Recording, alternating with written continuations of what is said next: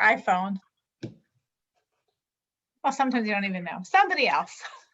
I usually remember, but now I'm like, I don't remember.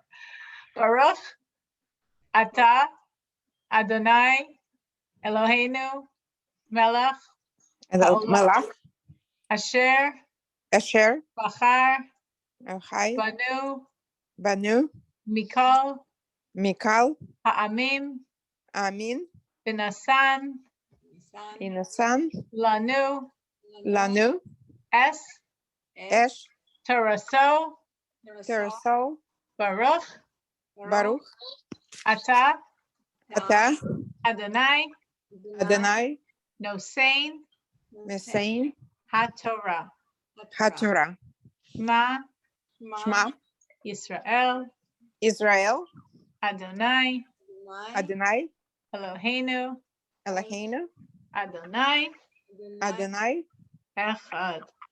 Echal. All right, so we are counting down, boy. Pesach is this Saturday night. So that means we're busier with it than we were last week when we already started speaking about it. This means at this moment, everyone here should be doing something for Passover. Perhaps you're cleaning.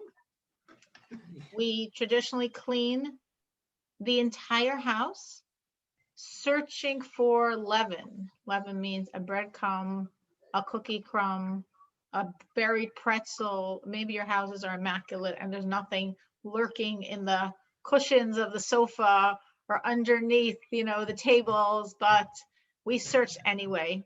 The more immaculate, I guess, the faster you can search. In houses like mine, I take the searching and the cleaning seriously. But we clean literally everything. If we don't want to clean it, what we can do is include it in the sale that we discussed last week.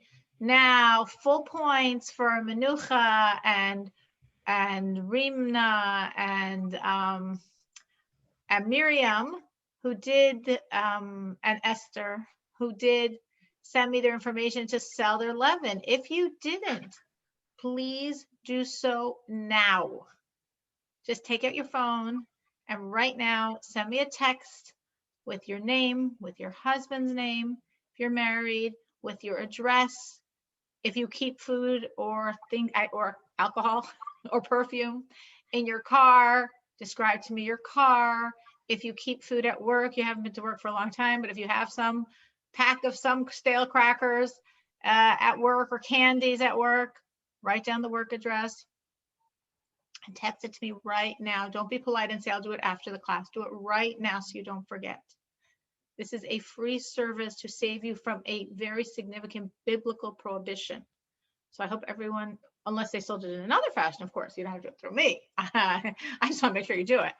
But please, please, please, if you didn't do it yet, take out your cell phone and send me that text or WhatsApp now.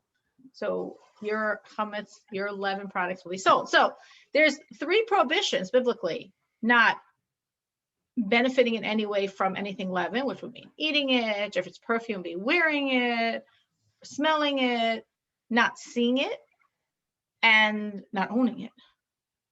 So to take care of not owning it, it's a simple text away. To take care of not seeing it and not having it in your possession, you have to clean. And if there's something that you're like, to go through that whole linen closet, because maybe there's a crumb in one of the sheets, I have a simpler solution. Whatever you're going to need for the week, take out of your linen closet and then close your linen closet. If there's a lock, lock it. Put a piece of tape over the door. Don't open it for a week and you just saved yourself hours of cleaning. That was a freebie, great tip. And so you could do with everything else in your house. You're like, I can't be bothered cleaning that room. Fine. Put a sheet over it to mark it that you're not going there. Put some tape. Don't clean it. Just don't go in there for the 8 days of the holiday. You're fine. So any area of your house that you know you don't need to use and you're a little pressured for time, just block it off, mark it in some way that it is not seen because there's a sheet over it. There's tape on it. You're not opening up that door because of that very strong, sturdy piece of tape that says, don't open me. And then you don't have to clean it. So you only really have to clean the areas that are going to be used that you can't block off. To make sure you don't own anything leaven there. To make sure it's not around, that you're going to see it and find it over the holiday. Anything you don't want to clean, like we said, if you want to keep stuff in your fridge or freezer, just conceal those shelves. Take some like brown wrapping paper, something like that, and just cover over it, tape it well. So everything in there is under that paper. You're not seeing it. You're not looking at it. You're obviously not owning it because you sold all your chametz, all your leaven products, and you're not seeing it. So you have to, so some people are busy cleaning. Some people are busy taping and putting sheets up and covering things. If you have a basement, you don't really need. Lock the door, put tape over the door. There you saved yourself all that cleaning of the basement. And you're selling it. So you're not going to own it because you're selling it. You're not going to have it in your possession because you're cleaning it and covering it. And don't use it over Passover. To what degree do we not use things over Passover? As much as possible.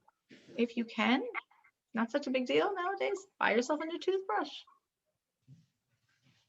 Don't want the same toothbrush over Passover.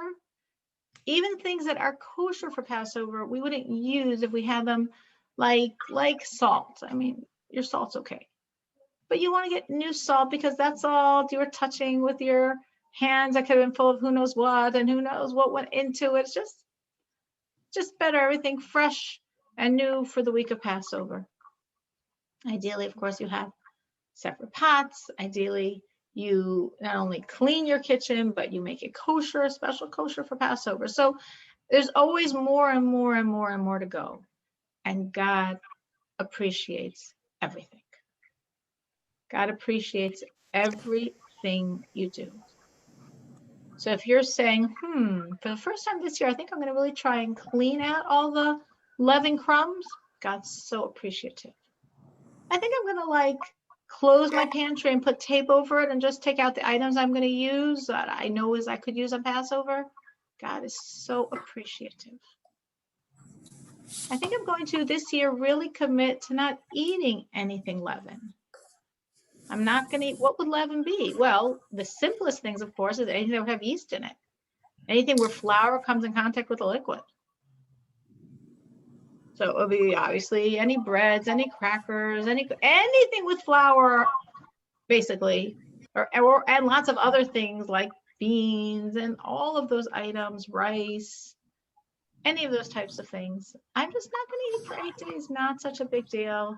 I can have fish. I can have chicken. If I'm having fish, and obviously if it's prepared fish, I want to make sure there's nothing in it besides fish. Fish, chicken, meat, potatoes, beets, more potatoes and more beets, sweet potatoes, cucumbers, zucchini, carrots, onions, lots of great healthy stuff like that. And matzah. It's really significant to have matzah. Matzah is like eating godliness. When we eat matzah, we eat belief in God. When we eat matzah, as we'll soon discuss, we eat nullification to God. You're eating godliness. I personally, I'm not saying it's a good thing or a bad thing. I never eat bread besides Sabbath and Saturday night, when it's also the custom to wash and have bread. So I eat bread like 3 times a week. Friday night for the meal, Saturday day, Sabbath day for the meal, and Saturday night for what's called the Malava Malka, the meal that escorts the Sabbath away. And that's it. Why? Because I have this phobia about the blessing you make after you finish, which is a very silly phobia because I read Hebrew very, very, very quickly. And phobias are irrational. But on Passover, I proudly can state that I make a point to eat matzah every day. I think my husband does it twice a day. So I'm still not as good as he could be, but I make a point to eat it every day. Why? Because this is my opportunity. When do I have an opportunity to eat godliness? When do I ever have an opportunity to eat belief in God, to eat nullification to God? Come on. God's giving me such an opportunity. I'm like, I can't be bothered saying all that long blessing after matzah. I'm not interested in the calories. I don't need it. I can get full on other things. I can't be bothered. No. God says, this is your opportunity to eat belief in God for the year, to ingest, digest, become part of your body, belief in God and nullification to God. It is worth it. Now within matzah, the best matzah to eat is hand-made round matzos that are called shmura.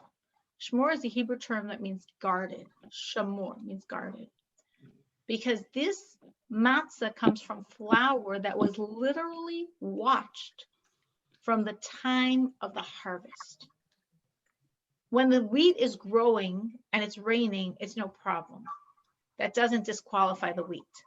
But from the moment of harvest, any water that would come in contact with that wheat would disqualify it. It would already be considered suspect, and we couldn't use it for matzah because maybe it rose. The flour and the water together, maybe the flour rose. We don't know. So we're not going there. So shmura matzah means matzah that literally from the harvest until it comes out of the oven, someone's always watching. It's very interesting. There was the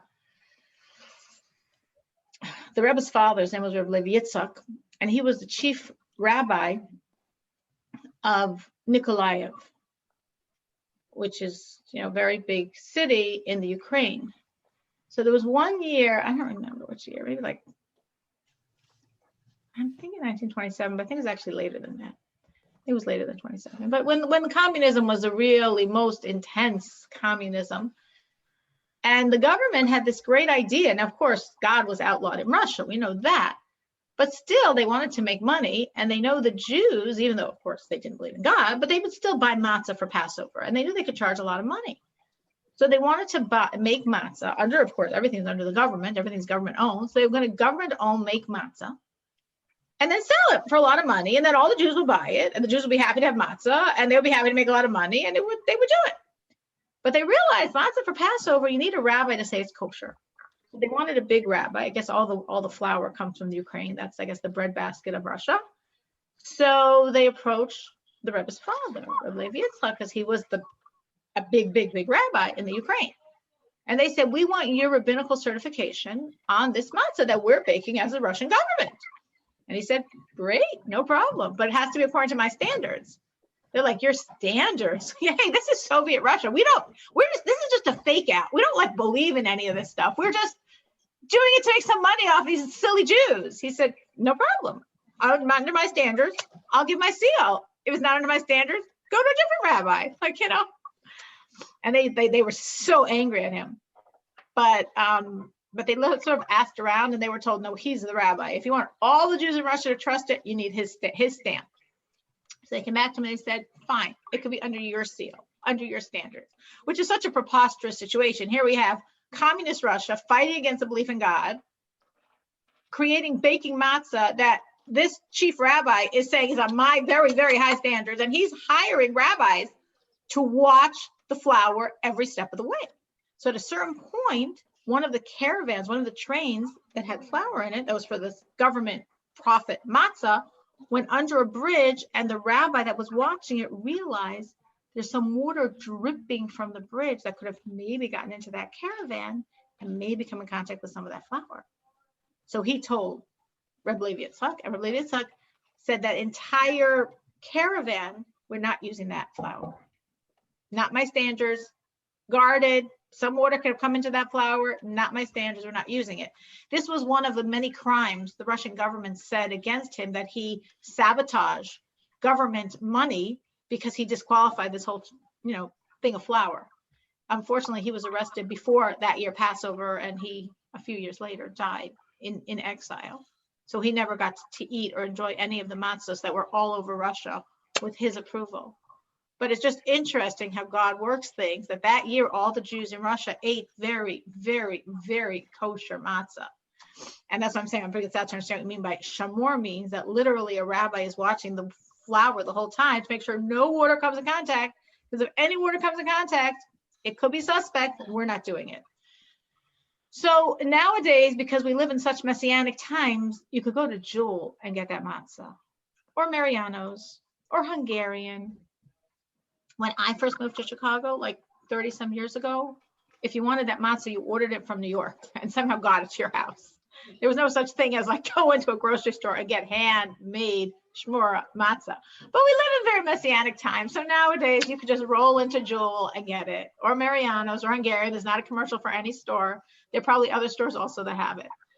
And if you can't get it from any store, I'm sure you could order it on Amazon Prime and get it in 2 days. No problem. So this is huge. So there's a lot of commitments you can make to God over Passover. You could right now begin by committing and cleaning your house. Women like to clean their homes anyway. You could close up all of the leaven that you won't see it over Passover. You could commit to not using it over Passover, to not eating bread over Passover, to not eating crackers or cake or cookies or anything with flour in it over Passover. Of course, you could commit more and make sure that everything you eat over Passover has a sign on it that it is kosher for Passover. Meaning even very innocuous products, nowadays everything has like 27 ingredients in it, most of which you cannot pronounce. So therefore, we're very careful, if we can be, to make sure that whatever we buy has a kosher for Passover certification, like the OU for Passover would say OUP. Probably the OK also does that. A lot of things just say kosher for Passover on it. But again, the most basic things is making your commitment to God. Don't eat bread. Don't eat anything with flour in it besides matzah. So there's two levels of commitment: not eating the bread or anything with flour in it. And the other side is eating the matzah. Eating the matzah. Ideally, of course, as we spoke last week, the most significant time, if you don't like eating it, and all my PR about eating godliness and eating belief in God and eating nullification to God, you still don't want to do it. For sure, the most significant time is the 2 nights of the Seder. As we said last week, Saturday night and Sunday night after 7:45. 7:45, and I think the next night after 7:47. Don't eat it earlier than that because it's not going to count for this goal. But to eat the matzah, to eat at least one shmur matzah, one whole round matzah, and to really know as you're eating it, you're eating belief in God, you're eating nullification to God, you're eating godliness. If you have a whole full-blown Seder, which of course is great, in the course of the Seder, you eat the matzah 3 times. First, you eat just the matzah, then you eat the matzah in like the sandwich of matzah with the bitter herbs, with the lettuce and the horseradish, and then you have a whole wonderful meal. And then after your meal, you're supposed to eat more matzah. That's the dessert. That last matzah is the most significant matzah. I'm not saying don't eat the other 2 times. Of course, you need to eat all 3 times. But somehow it's very ironic that the most significant matzah, people are like, oh, I'm so full. The meal was so good. Who has that? Okay, you'll take a nibble. You'll eat like one little swallow.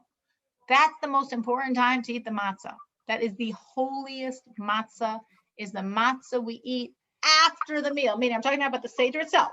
You're doing it right. You're having a Seder. You're going to eat matzah 3 times. First, just matzah itself, then matzah with the lettuce and the horseradish. Then you're going to eat your meal.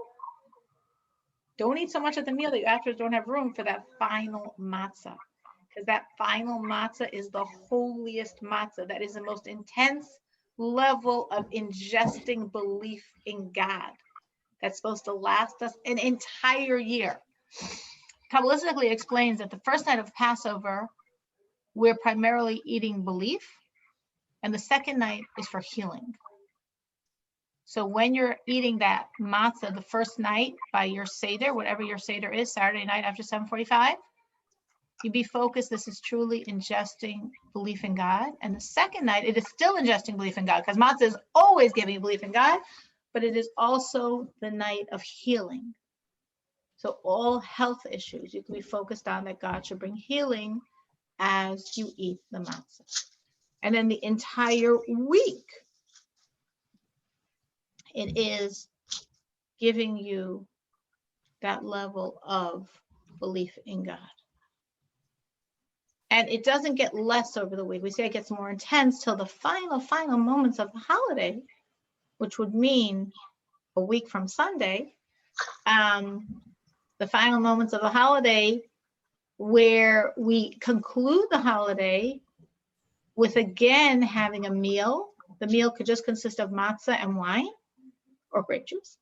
Have final moments of the holiday, we again eat matzah, hopefully the handmade brown shmur matzahs, and 4 cups of wine or grape juice to conclude the holiday with a special meal that we say is the meal for Mashiach, for the redemption, for the Redeemer. Now, the reason we do so is because the holiday is 8 days, but the 8 days are broken up into like 3 sets. We have 2 days of holy days. Then we have 4 intermediate days where you can do many things that one would do on a weekday, but ideally we should refrain and remember it's a special time. And of course it's Passover and there's so much you can't eat and can't do. So it's easy to remember.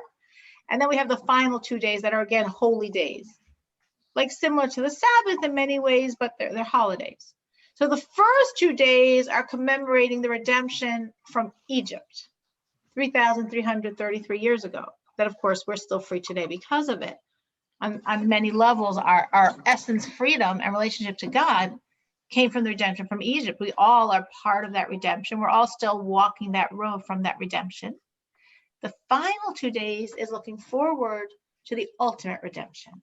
So the first 2 days is thanking God for the original redemption from Egypt. And the final 2 days is thanking God for the future redemption, for Mashiach. And that's why we conclude the holiday with this Mashiach meal, which we wash our hands, have the matzah, wash your hands like ritually, like for bread. It's matzah, it's Passover. So eat the matzah, being in mind this is your last opportunity to ingest belief in God and nullification to God for a year. And have, again, just like the original Seder, 4 cups. By both Seders, you're supposed to have 4 cups of wine or grape juice. So also this final meal, having those 4 cups of wine or grape juice to, again, make it an official Seder celebrating the imminent, happening now redemption that we're so grateful God's giving us. And really the two are combined because from when we left Egypt, we're walking toward redemption. And that's why we're still part of the road out of Egypt. Because from out of Egypt, we were supposed to go to redemption. And we sort of got segued for 3,333 years. So we're still walking that road. So we're still in the process of leaving Egypt and like going to the promised land. We're still trying to get into that promised land that we know is happening very, very, very soon.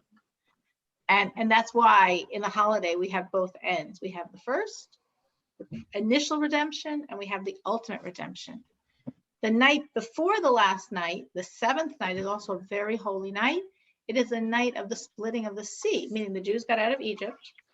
And 7 days later, the Egyptian army was surrounding them and like, hey, you guys were supposed to come back after 3 days. We pursued you and we're by force bringing you back. We forgot that we said bye-bye, good riddance. That was a week ago. We have short-term memory loss. We want you back. And that's when God made one of the most fantabulous miracles of all time, which is interesting because they just experienced the 10 plagues. And yet still, the water turning to blood, the frogs, the lice, the hail, the killing of the firstborn, absolute darkness for 6 days, all of those are not considered the degree of supernatural of the splitting of the sea. So that was such a miracle that we literally till this day celebrate it. And many have the custom. Now, I hope I didn't confuse anyone. I might have, because now I'm talking about the second to last night of Passover, meaning the Passover ends Sunday. So I'm talking about Friday night. Not this Friday night. Next Friday night is the night of the 7th night of Passover. Friday night, Saturday is the 7th day. And then Saturday night, Sunday is the final day, when at the end of that Sunday, right, when like an hour or so before the holiday's over, is you have your ultimate Mashiach meal. Friday night is also very special because that is when, over the course of that whole night toward morning, is when God split the sea. So that energy is happening again also, and it is considered, in a sense, the greatest miracle of all times, to the degree that many, many people have the custom until this day that on the 7th night of Passover, which this year would be next Friday night, staying up the entire night and studying Torah to sort of tune into God's miraculous energies. You know, when you're studying Torah, you're like making yourself a vehicle to absorb these energies of this ultimate miracle, to of course continue and create more and more amazing miracles in all of our lives. I just threw a lot of information out, a little extemporaneously, so it might not have been organized the best. Does anyone have any questions on anything I said or anything else connected to Passover?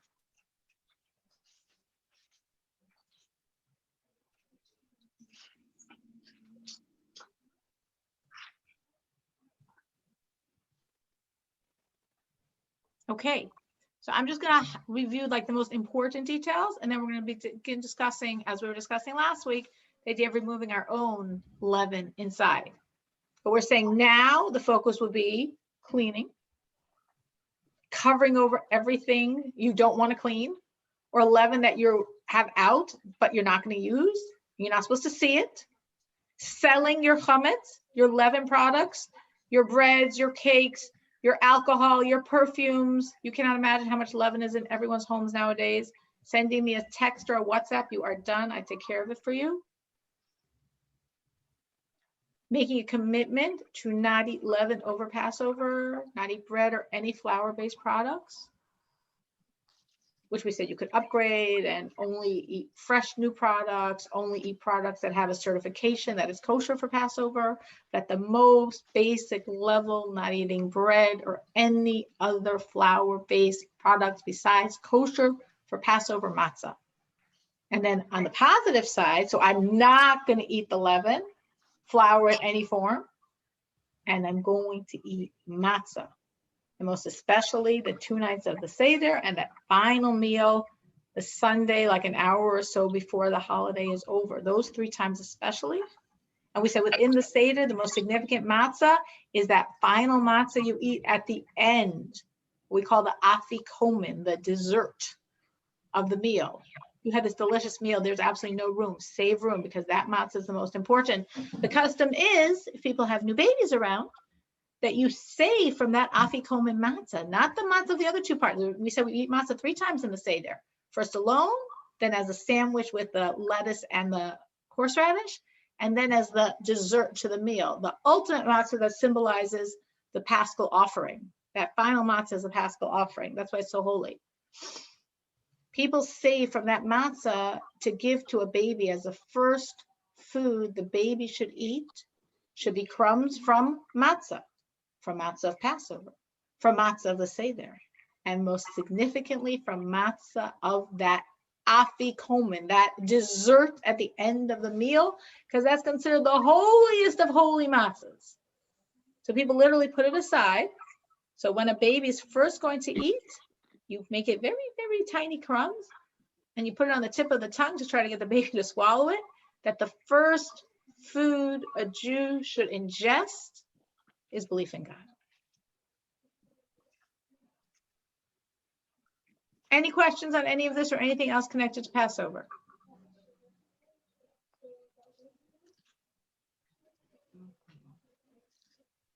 Okay, so if nobody has any questions, I hope that means it was clear, not means like it was so overwhelming you have no questions. Cyril? Yeah, Hava, Hi. how are Yes, you? I'm good. Thank you. So I have a little bit of a question. Hopefully it won't take too much time. So are we burning chametz this year? Absolutely, Friday morning. Friday morning. That's a good Okay. point. Thank you for raising that. I know we discussed it last week, but I'm going to repeat that. And We I can say a little more We detail. didn't discuss. We didn't. Okay, Friday morning, Thursday night. This year, it's a little harder, or maybe not necessarily harder, just a little different, because Passover begins Saturday night. So you have to have everything done when the Shabbos comes in, because you can't do any of it on Shabbos. You can't burn your chametz on Shabbos. You can't sell it to the non-Jew on Shabbos. You can't search for it or clean it on Shabbos. So it's almost like you're keeping an extra day of Passover, sort of. I think the plus side of that is you get a nice long nap Saturday afternoon, so you come into your Seder well rested. But really, all of your prep for Passover has to be done when the Shabbos comes in. You cannot prepare on Shabbos day. So you can't have a few more things that have to be cleaned that you'll clean on Saturday, because Passover doesn't come in until Saturday night, because everything has to be ready when Shabbos comes in. So that includes the ritual things we do. What are the ritual things? So thank you, Hava, for reminding me. I said this is very extemporaneous. I just, there's so much to say about Passover. I just couldn't even think to prepare. I just figured whatever comes out is what God wants you to hear. So Thursday night, there's an important ritual called searching for the chametz, searching for anything leavened. Now you're like, searching? I clean my house. Well, if someone's searching, they can find. Trust me, when we search in my house, we search for real. It's not symbolic. And most years we find, even though I try to clean very well. But if you're going to do it symbolically or real, we take 10 little pieces of bread. Each piece has to be at least an ounce. Wrap it up well. You don't want any breadcrumbs in your house. So you can wrap it up in the napkin, tape it up. We tape it up very, very well because we don't want any breadcrumbs in this house. We just spent like a long time cleaning. And we put them in various places throughout the house. And then there's a whole ritual. If you go probably to Jewel or Hungarian or Mariano's, they probably sell a little kit, which is called Bedikas Chametz Kit. And they might say it in English, they might not. Searching for the leaven. You have a wooden spoon, you have a feather, you have a beeswax candle, and you make a blessing, which is in your special for Passover book called the Haggadah, or it's also in your prayer book, and a siddur would also have it. There'd be pages there about Passover, would have it also. You make a blessing and you search, you turn off the lights, you light the candle, you make your blessing. And with the light of the candle, you are searching your house with the feather and the spoon to pick things up. Anything you find, you put in a brown bag, and you force the first thing you find are those 10 pieces of bread you hid. So they all go in the bag, and then you search your entire house, symbolically or seriously. We always do it seriously. Many people do it symbolically. And you gather that up, you tie it up with some string or rope, because here you have 10 pieces of bread and you're very clean for Passover house. And that's what you do Thursday night. And when you finish the search, you say a ritual prayer. The prayer is in Aramaic. Feel obviously free to say it in English, because we'd like you to know what you're saying, because what you're saying is, God, any leaven that I own, I'm nullifying. If I know where it is, if I don't know where it is, if I saw it, if I have no clue, God, I did my best. I give it over to you. We say that Thursday night. Then Friday morning, I would imagine before 10, but I don't know the exact time. I could find it if someone wants, let me know and I'll look for it. I'll give you the time. We burn the chametz. What are you burning? What you found the night before. Well, what did I find? My house was perfectly clean. Well, you found those 10 pieces of bread. So you have your bag that has those 10 pieces of bread in it, and different people have different ways. Some people burn it in a garbage can, some people burn it on cement, some people go to a fire station. One way or another, you burn it outside. After, you do not make a blessing before you burn it, but after you burn it, this is the important one. You say again that same prayer like you said Thursday night. It's in Aramaic. Say it in English or Russian. It's in your prayer book. You can look it up there. It'll be called Kol Chamira.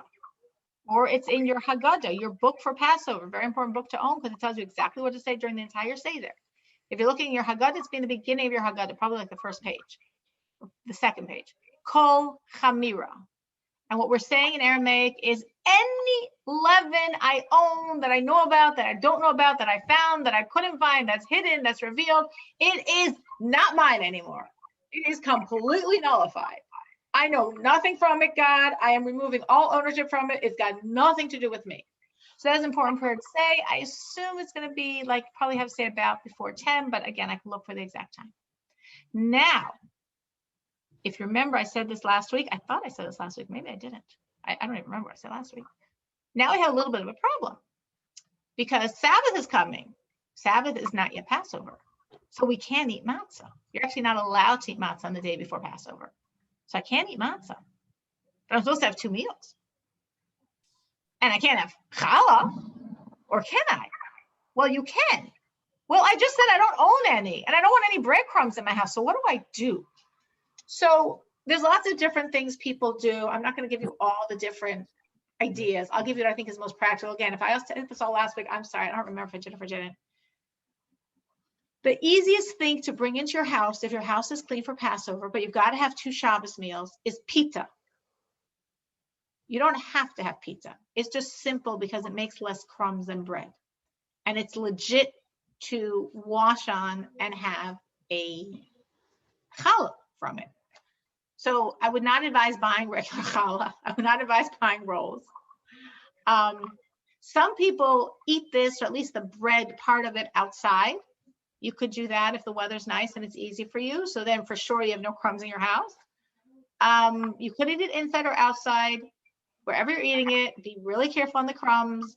Gather them in like napkins or tissues and then flush them down the cannot put them in your garbage. You're not allowed to own any chametz, including in your garbage.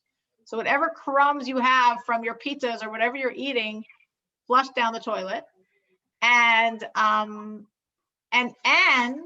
have only the amount you are going to consume.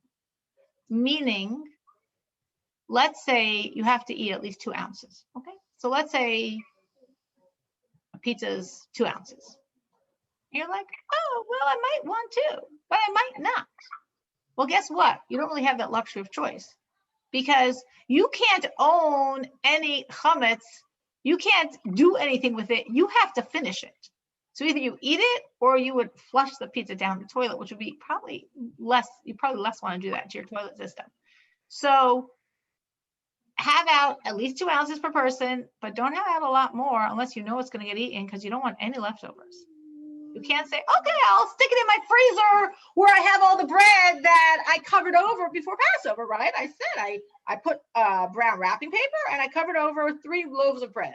So I'll stick the extra pizza there. No, you're not allowed to do that, because all of that food was sold to remember, you're sending me a text, and then some big rabbi somewhere is going to sell millions and millions and millions of dollars worth of leavened products, including the 3 loaves of bread in your freezer.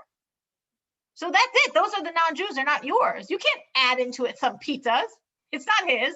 The rabbi already sold it. So whose are they? They're yours. You got to probably not allowed to own it over Passover. So therefore, again, my practical suggestion, which we might or might not have said last week, is buy pizza. Buy per person. Don't be generous. Be careful. You want to have 2 ounces per person, but you really don't want much more. Eat it at the very beginning of your meal. Eat it over like a tissue. Perhaps eat it outside over a tissue, or inside over a tissue. Make sure all the crumbs go in the tissue, and then flush those crumbs down the toilet. And then you're going to do that Friday night, and then eat your meal when all the crumbs are removed, and you're going to basically have a Passover meal, because you can't have anything else. And Saturday morning, as I do think we said last week, you have to finish eating that pizza by about 10:30 in the morning. You cannot eat anything leavened after 10:30 Saturday morning. So start your meal early. Even though it's your Shabbos lunch, start it at like 10 or 9:45. Again, eat your pizza or whatever else you choose to eat, perhaps outdoors, perhaps in your dining room, over like a tissue, gather all the crumbs, flush it down the toilet, and then enjoy the rest of your meal. But from that point, from 10:30 on, you're not supposed to eat any more leaven. Oh, it's not Passover. Passover is Saturday night. Why can't I go out and have a bagel? Because you're not allowed to. Because of technical reasons that had to do from when the Paschal offering could be brought. We didn't have any more leaven. And that was right around the time the Paschal offering could be brought. So you're sort of having an extra day where we do not eat anything leavened, and where you're already having a Shabbos that you're cooking for Passover. All the food is going to be kosher for Passover besides the pizza or bread or whatever you're going to start your meal with. You're going to eat it first. You're going to clean up the crumbs, and then you're going to eat your Passover meal. So thank you for raising that issue. Because you see how complicated Passover is. Any other questions? Cyril, I have a question. Sure. Can I sell chametz for my daughter in Atlanta? She doesn't really care. I don't know if she even knows about this and cares much. I would say you can, because you're her mom. But probably just mention to her you're selling it, so she's somewhat aware of the sale. Mm-hmm. You could say it's ritual, it's symbolic, no one's going into her house, Mm-hmm. But I don't know if we consider valid if she's not. You could definitely do it for her, but I don't know if it's valid if she's not aware of it, which means on some level she's giving you Mm-hmm. permission. You don't have to say, do you give me permission? Because you might say no. But if you're telling her, if she was opposed, she would say no. And if she doesn't say no, then she gave you permission. So there has to be some, it is truly a legal sale. Of course, the second Passover is out. The rabbis buy it all back. So you have all your anything that you sold is all yours. The second Passover is over, fear not. But yes, you could definitely do it that way. sort of say it in general terms so she doesn't get nervous. But yes, and that is a very good point, what Fig is saying, because, there's many Jews out there that know far less about Judaism than anyone on this class. And they just don't know, it's not their fault. They sort of never know about their own heritage, who they are, what they are. So this is a huge biblical prohibition that's so easy to take care of. As we said, there are 3 biblical prohibitions: not eating, enjoying, using in any way the leaven, not seeing it, anything that's yours, and not owning it. And that third one, not owning it, is a huge biblical prohibition that's so easy. The rabbis made it so easy to take care of. One little text and you're done. So what Feg is saying is a good thought for other, beloved people in your life that maybe don't know enough to know what it is and to do it, but then you just explain it briefly and say, I have your permission to just sell it for you, just to save you from a huge prohibition.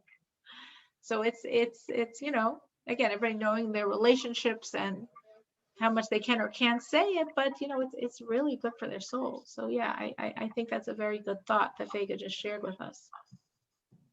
Anyone else? Any other questions on any of this?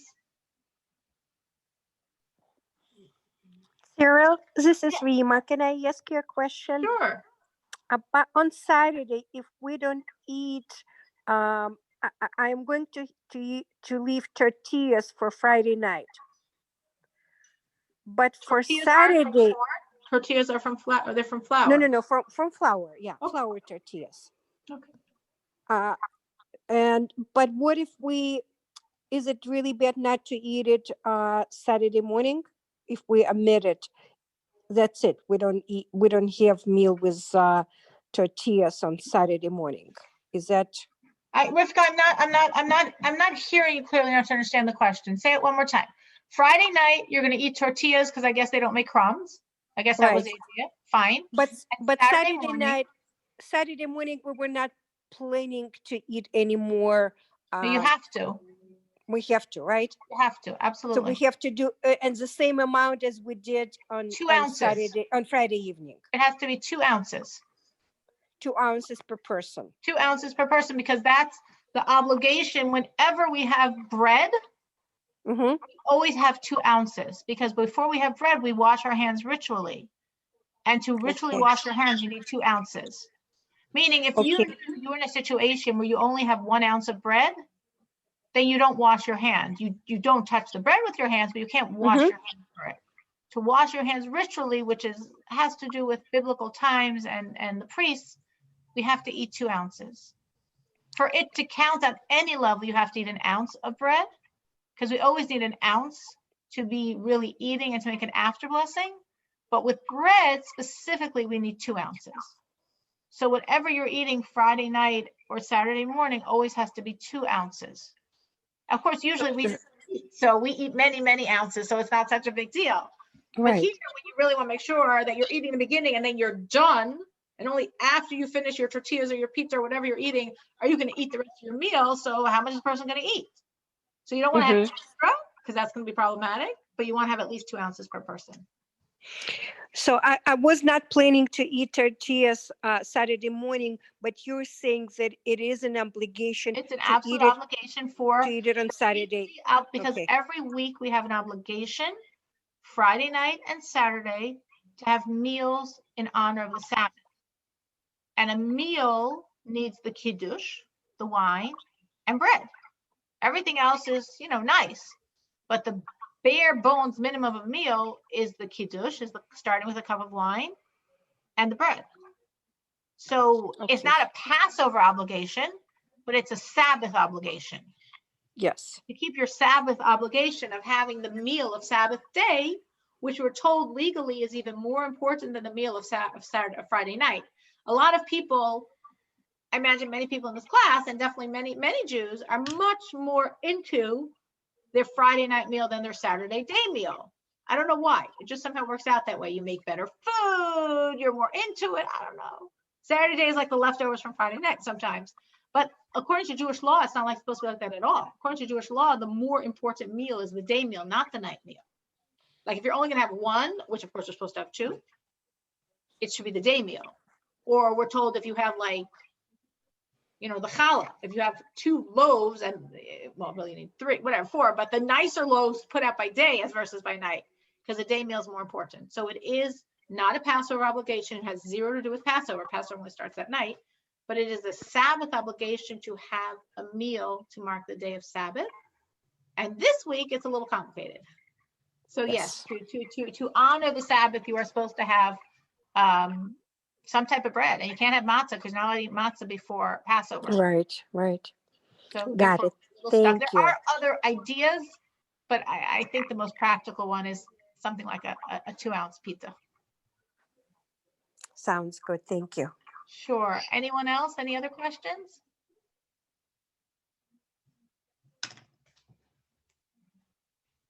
So what I would say is, now that all this information is fresh, think it over and see what you can commit to, what you can do for God, and understand that for whatever reason, this is very important to God. This is really huge. This is marking when we became his people, when he took us out of Egypt. And he really wants us to, in a very labor-intensive way, commemorate it. And of course, there's also the whole inner journey that I hope to speak about. But all of these laws, every single thing you can do is very, very precious to God. And if something's hard for us, that takes a lot of discipline and a lot of effort. And it seems like, why? It's just even more affirming to God. God, I'm doing this because you're God. In other words, we have 2 aspects in our relationship to God. We're God's child. Every one of us is God's only child. And we're God's servant, his slave. And when I'm doing something that I love, like me and God are in sync, we both enjoy this, that's me as God's child. I mean, your child sort of thinks like you. That makes sense. And when I'm doing something that's really hard for me and really difficult, that's me as God's slave. I'm nullified to you. It makes no sense to me. I don't know why you want this. I don't know what you have against bread for 8 days. You know, the rest of the year you let me eat it. It's kosher. I don't know what you have that I have to clean my whole house. I don't know what you were thinking. So much labor, so much expense. Like, why? I'm your slave. I'm committed to you. I nullify to you. It makes sense to me. It doesn't have to make sense to me. I know this is your will. I have no question it's your will. I'm nullifying myself to your will. And that's the message we give God. And at the same time, of course, as we touched on last week, this all is supposed to reflect an inner journey. And the inner journey is really our own personal liberation, most significantly from our own ego. Meaning, as we said last week, the whole leaven concept, the rising of the dough, symbolizes the rising of the I, the ego of the person. And as we're eating that matzah, that flat matzah, we said we're ingesting belief in God and we're ingesting nullification. And this whole journey has a lot to do with personal nullification. And it's a really auspicious time now, as we said last week, to work on nullification, to really recognize, and especially this week, and especially the week of Passover, the energy is out there so strongly to really change ourselves and to be very conscious that almost every character flaw we have is rooted in ego. Ego has lots of different manifestations, lots of different colors and flavors. When we get nervous, when we get annoyed, we get upset, so much of that has to do with our own ego. And to really, really reject the ego, to really understand how ugly it is, and to really commit to stopping it. Now, how do you do that? So I suggested last week this idea of finding someone that really triggers you, that really triggers your ego, and consciously working on being very, very nullified in your relationship with that person. And it's a really great healer of your ego in general when you're very nullified with this person. I don't know if I've been working on it. I don't know if anyone else has been working on it, but I have definitely been working on it. And it's very nice to see that it spreads. Meaning, even though I'm, so to speak, officially focusing on one person, but I see it spreads to many other areas of my life where I'm like, oh, I've noticed the ego. Oh, I catch myself with the ego. Oh, I'm going to be nullified and not give into that ego. It's a really great, great, great time to do the inner work as we're doing the outer work. And again, the more we can realize how horrible ego is and how it's the source of all dissension and all strife, all controversy and conflict, to really, really, really work on freeing ourselves of it by being very, very nullified to people around us. By really, and I'm saying I'll take it one by one to make sure it really happens. If I'm always gonna be nullified, I'll probably never be nullified. But if I start with one person, specifically a difficult person, I really exercise my muscles. I'm really working my muscles with that person. I'm really working my muscles with that person. And I said it's a good idea to journal about it, to reflect, to really be focused on the work you're doing. And even to the degree of like committing to like get a present for this person that's so useful now because she's really helping you get rid of your ego. Because you're really working on her or him, vis-a-vis you and your ego. And then to really try to even go deeper, to ask when Passover comes in, you have a lot of power to do this because it's Passover, it's a time of freedom from ego. So you could really demand even deeper work, not only acting nullified, but really pulling out a love for this person, for this specific person, your target audience. A love because they're helping you heal. A love that could bring a unity, a fusion between the two of you.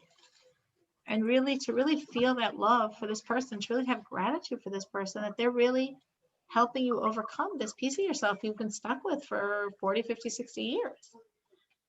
And as you're eating that matzah, that food of the angels, that food of godliness, that food of belief, and that food of nullification, to really consciously envision it. Envision yourself with all that belief. Envision yourself nullified. Nullified to God, nullified to man. And if you really get to that point, when you get to that point of feeling so nullified and loving for this person, pick somebody else that drives you crazy. If you can't find anyone else that drives you crazy, then pick someone that doesn't drive you completely crazy, but a bit. And it should be much easier work. First of all, they don't drive you as crazy. And second of all, you have such powerful muscles. You just did it with this person, so your muscles are so strong. And keep doing it, keep doing it, keep doing it. Extend broader and broader circles of being nullified to people. It's real work. It's real work. This is definitely the time to do the work. It's happening now as we clean out the outer leaven, clean out the inner leaven. Over Passover, as you don't eat the leaven, reject the leaven, the ego inside of you. And it's very, very, very liberating. It's an amazing feeling when you realize that you can really see the ego and you can really separate yourself from it. Amazing, amazing space to be in. It's a gift of a lot of work. Yes. I'm so sorry to interrupt you. No, you didn't interrupt. I kept rambling. No.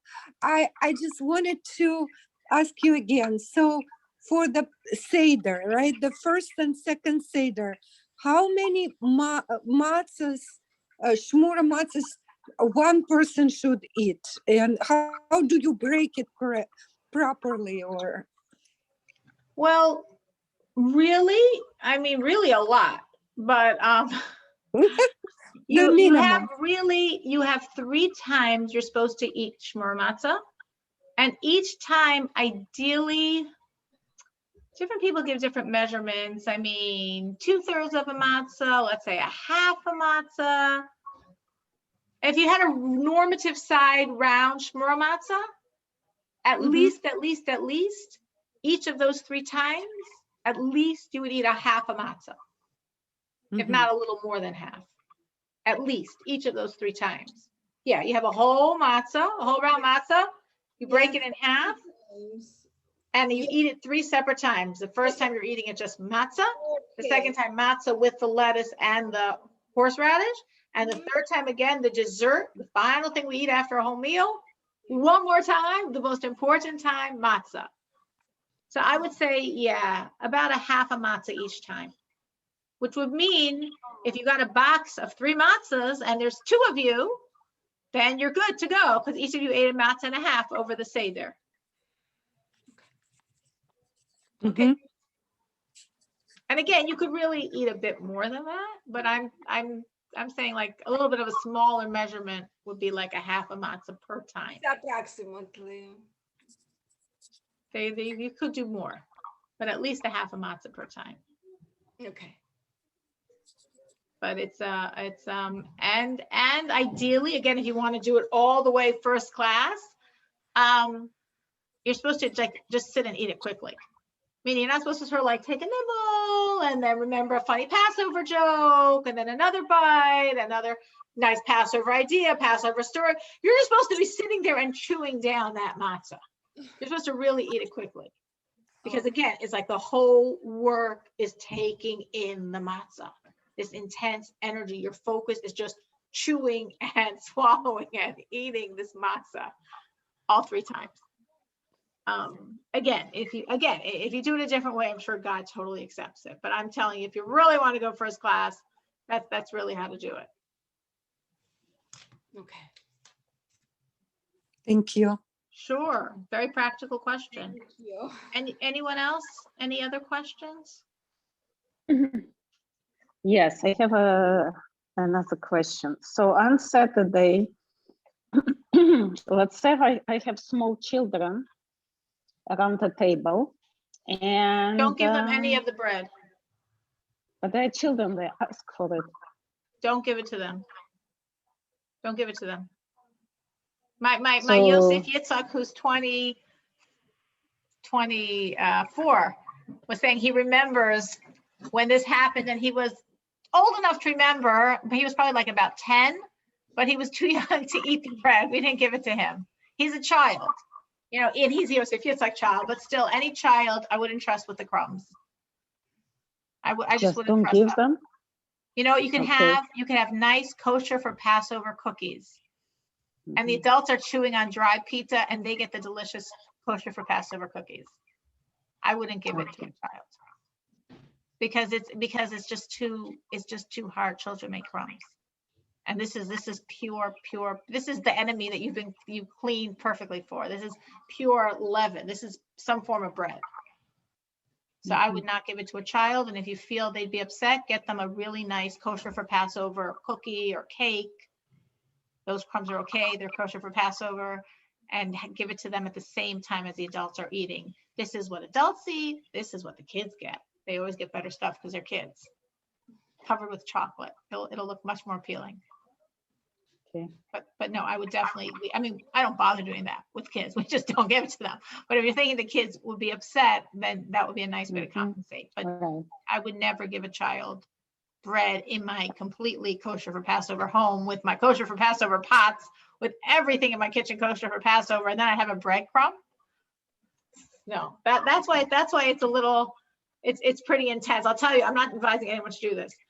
I'm just sharing. You should understand how people feel about this. My father, who is very, very religious, God-fearing person, very nervous, you know, to make sure he really did it right, so to speak. And this would drive him crazy. Bread in his house on Passover. Like it's not Passover yet, but come on, everything, his house is for Passover. So there's another thing you can do, which I'm not advising anyone to do, and I'm not doing it, which is instead of eating the pita or whatever, to eat a lot of egg matzah. Because egg matzah is not leaven, but it's not real matzah, so you can eat it on the eve of Passover. You can't eat a matzah, then you could eat egg matzah. But the problem is egg matzah is not the blessing of hamotzi. It's not considered bread, it's mazonos. But if you eat a lot of it, then it becomes by default hamotzi because you're eating so much of it. So you already are making your meal on it. So I mean, like, you had to eat, like, in my memory, it was a box. So maybe my memory got exaggerated since my childhood, but I think it was about a box per person of egg matzah. But that's what we did because my father would not be able to tolerate the fear of a breadcrumb in his house when everything is already kosher for Passover. So we don't do it. We are much more relaxed. We have the pizza over a tissue that we're going to then throw in the toilet and flush down the toilet. But it is a very serious thing, and that's why no, we don't give it to children. But that's a great question. I'm glad you raised the issue. Anyone else? Any other questions? So what if it happened? What if the child, whatever, took it and made a crumb? It's not in my pots, it's not like, but it's, I don't know, on the floor. So you clean it up to the best of your ability, meaning it's not in your pots, but it's your crumb. You own it. And you're not allowed to own or see any chametz on Passover. So if the child But it's not Passover yet, it's Shabbos. Right. It's Shabbos. So I'm saying if the child grabbed it, you would, well, it's a little hard. I don't know the age of the child that they're going to start grabbing. But they're like a little child that grabbed it. 3 years old. 3-year-old child. Yeah, that's about the age that would make sense, because the older they wouldn't grab it and younger they wouldn't be able to grab it. So you're talking about a 3-year-old. Yeah. You know what, if you really think that's going to happen, could you eat the bread part of the meal like on the porch? No. Let's discuss worst case scenario. The child had a piece of challah and it's on the floor. Okay, so there's two things in my brain. One thing is that crumb you see on the floor is not a big deal. You're going to get your tissue. You're going to pick it up with your tissue. You're going to pick up every crumb you find with your tissue, and you're going to flush it down the toilet. But I will be concerned because bread is crummy, and what about his hands, and what about his clothing, and what about a crumb I missed? The fear is the crumb you missed, not the crumb you see. If you see a crumb, you pick it up and flush it out down the toilet. That's not a problem. But it's the crumbs you might have missed that are the fear.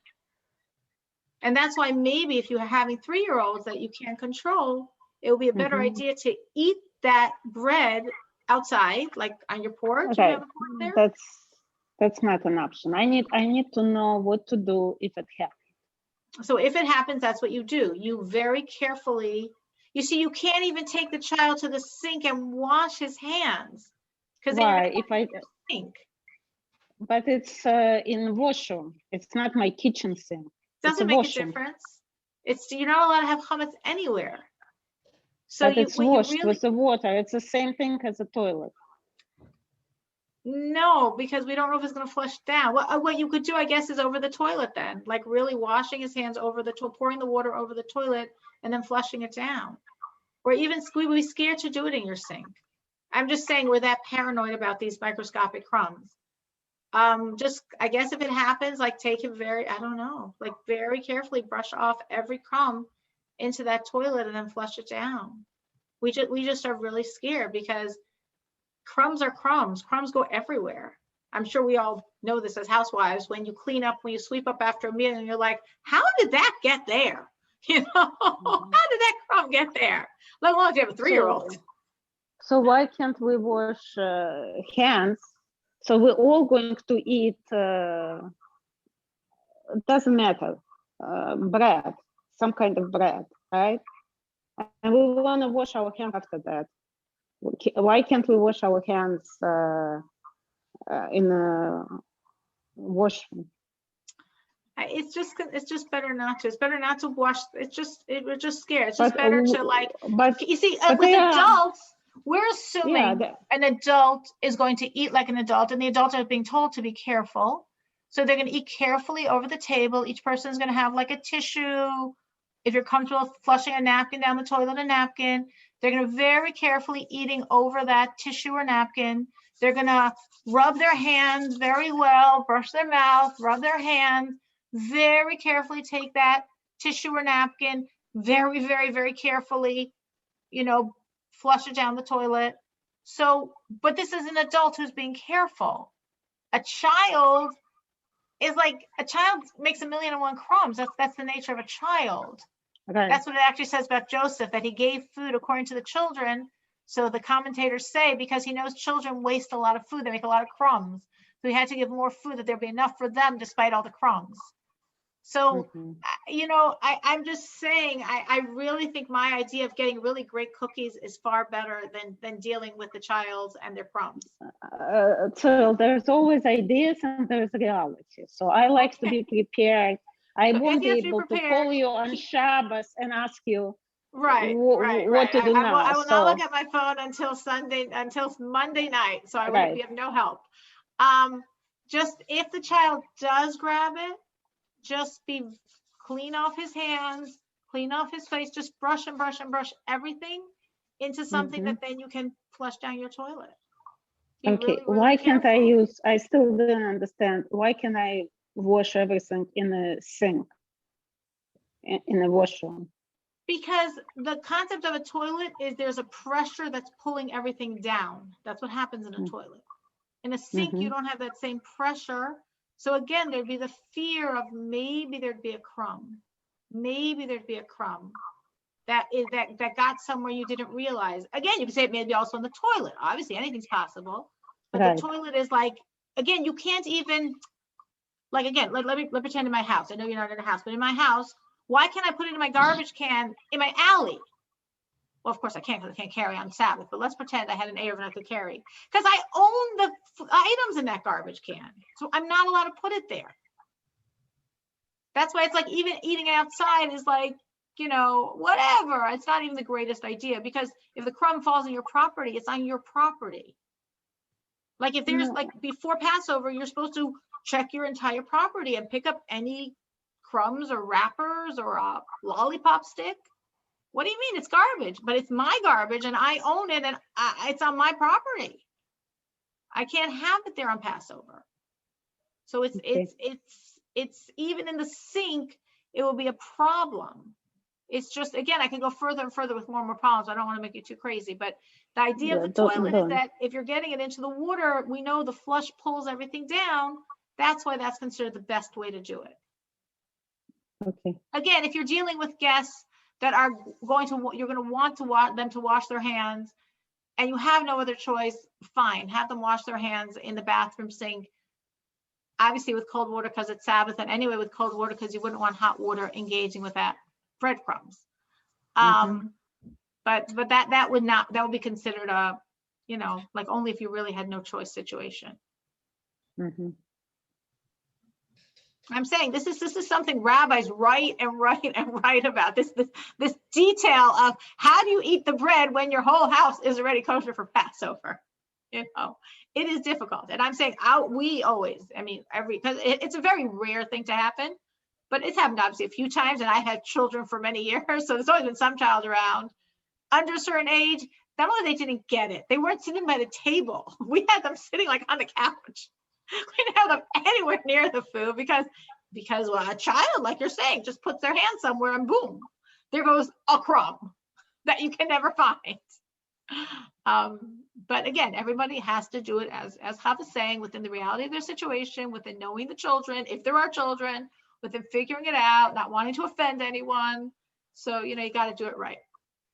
But if you do have children, delicious kosher for Passover cookies, I still think is a good substitute, and you could definitely try it. It might help. Any other questions?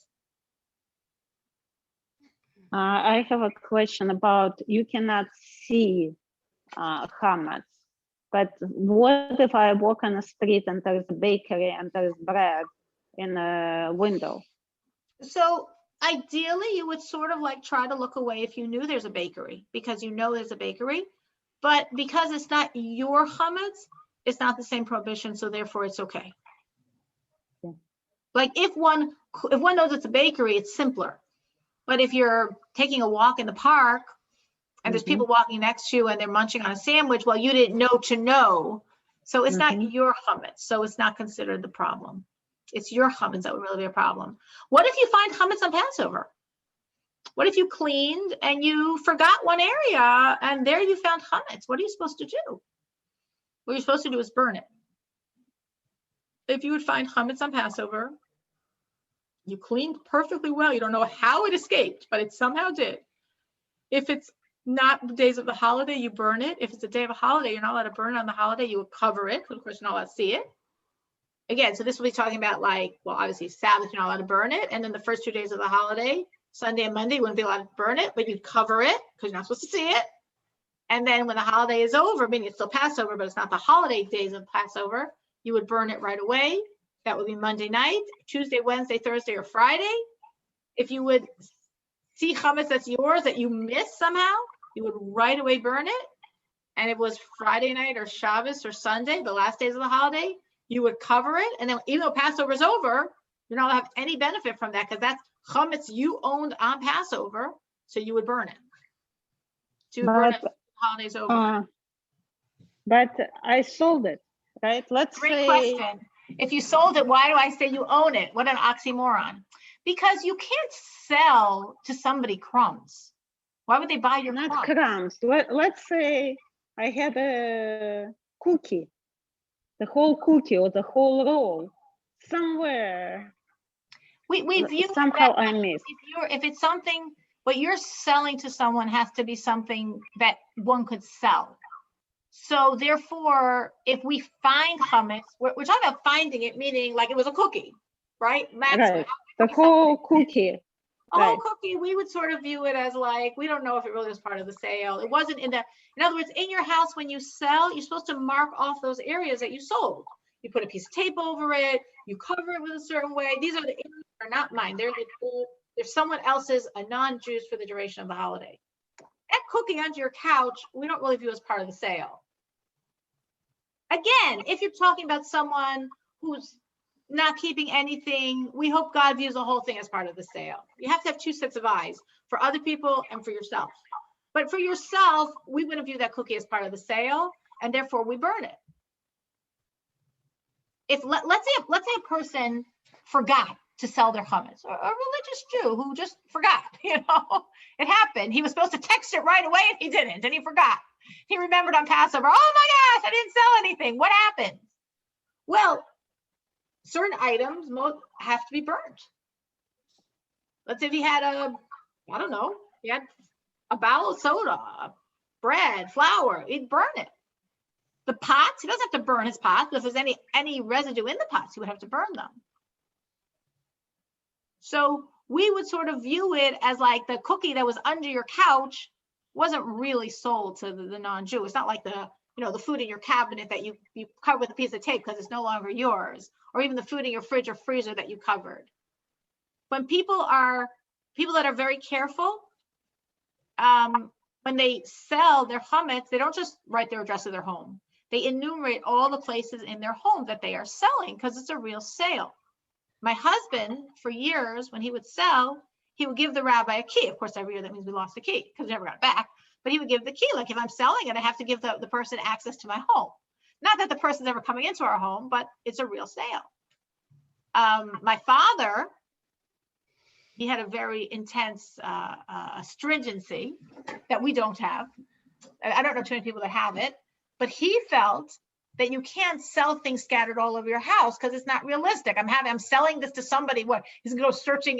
Where's the item where's the drawer in my bedroom and the drawer? So he felt everything you sold had to be put in one place. That doesn't sound so significant. It is very significant. It meant hours before and hours afterwards of every single thing in your house that you're selling, gathering to one room in the basement that got locked. And that was the non-Jews. The rest of the house was ours. So again, we don't do that.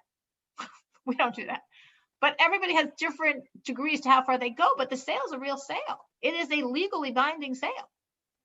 It is completely legally binding. My husband, watched them. It's a very strict legal sale. And that's why you can't just have some little rabbi on the street corner, so to speak, do it. It's a very complicated, serious sale.